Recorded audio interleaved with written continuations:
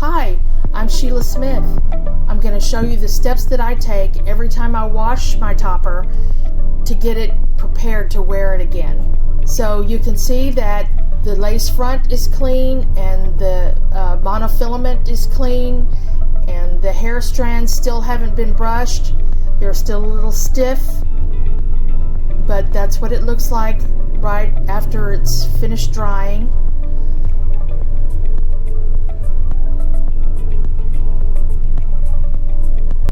I also put some silicone scar tape under the part so that it looks like a natural part. It looks like a natural scalp. You can see where it looks like a scalp now. You don't have to do that, but I just like the way it looks. Then you're going to brush it.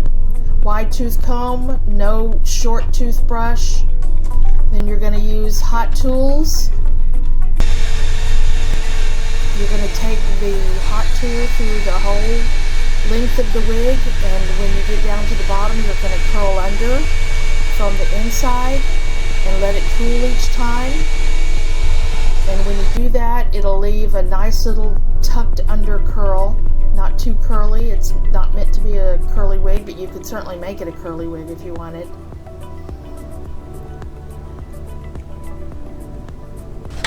And then preparing my own hair, I'm just going to brush it and get the front prepared. Measuring from the top of my eyebrows, 4 fingers up is the standard for where your hairline should be. And then using the Got To Be glue product, which I'll link in the description box so that you can check that out. So you open the front clips but not the back clips. You leave the back clips closed so that it doesn't get hung up on anything until you're ready to clip those in. So the front clips are open. You're going to lean back and pull the wig over your head before you get it close to your head so that you can lock it into place.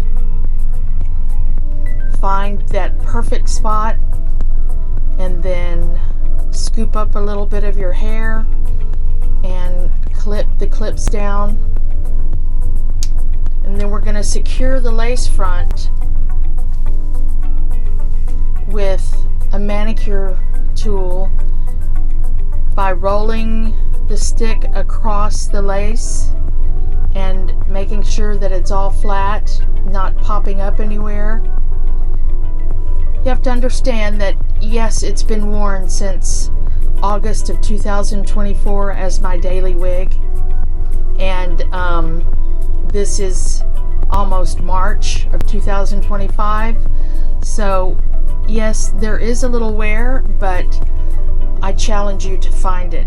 It's a very durable, beautiful piece, and I'm so lucky to have found it. So you're always going to hold the front of your scalp, or the front of the wig to your scalp, to make sure that you're not pulling it up too soon, and then you're going to migrate around your head, integrating the wig with your natural hair. And this is just to show you how it falls so naturally and moves so naturally. And I'm going to lean forward and show you the length, that part that is sticking out where you can see that there's a layer. That's actually my natural hair, and that's since been trimmed, but it blends in really well with your natural hair, especially if you color match it, but I didn't. It just so happened that I was that lucky. So now you can close the back clips. Again, by just scooping under a little bit and then clipping closed. And there you have it. You can go all day. Oh, I'm gonna flip over. Look, it's very durable. And it's still so wonderful. Everything's in place. This has really helped me get past my hair loss anxiety. So I hope this was helpful, and put questions down at the bottom if you have any. Please like and subscribe. Thank you.